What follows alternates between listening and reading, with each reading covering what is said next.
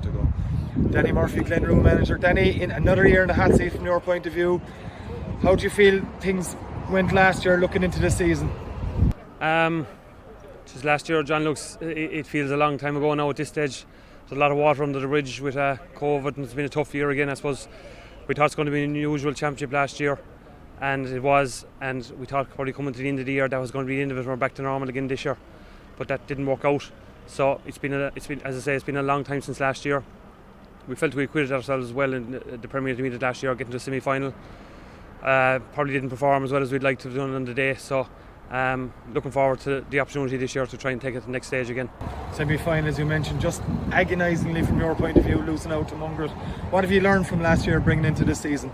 Yeah, I suppose, look, we probably felt we were probably a bit inexperienced at that level. At semi-final day, probably getting into the last quarter of the game. We were in the game, it was there to be won, and we just, maybe a lack of experience at that level cost us. So we've a couple of young lads brought in again this year to freshen it up, and the younger lads that came in last year are a year older now at this point. So hopefully now we'll see the benefits of that this year. You know, you will be actually one of the favourites going into it this year on the back of that performance, getting to the semi-final. How do you think that will sit with the lads? Look, all we're looking at is the first game. It's a huge game. Like, this Premier Intermediate Championship is the tightest championship of all out there. Anyone can beat anyone on a given day. It's probably, some of the groups at this point is going to come down to a score difference when it comes to the end of it. So we're just looking at the first game. If you can get that first win, it takes the pressure off somewhat, and then you reassess where you go after that. So at this point in the championship, it's just focusing on the first match and taking it from there. We've had lads obviously playing football with Ballylanders in the last couple of weeks as well. Hasn't gone to plan from that point of view. Do you think that will bring anything into the hurling side of it?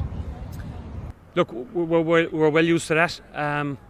We've probably about 15 or 17 dual players, and we have a couple of guys playing with Galty Gales as well who are coming in after 2 good wins.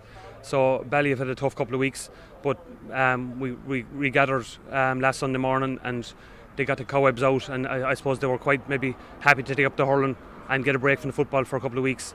So look, it is what it is. That's the way we're a dual club. We've no excuses. What happens in the football, they have to come back and refocus again, and this is what they've done all their career.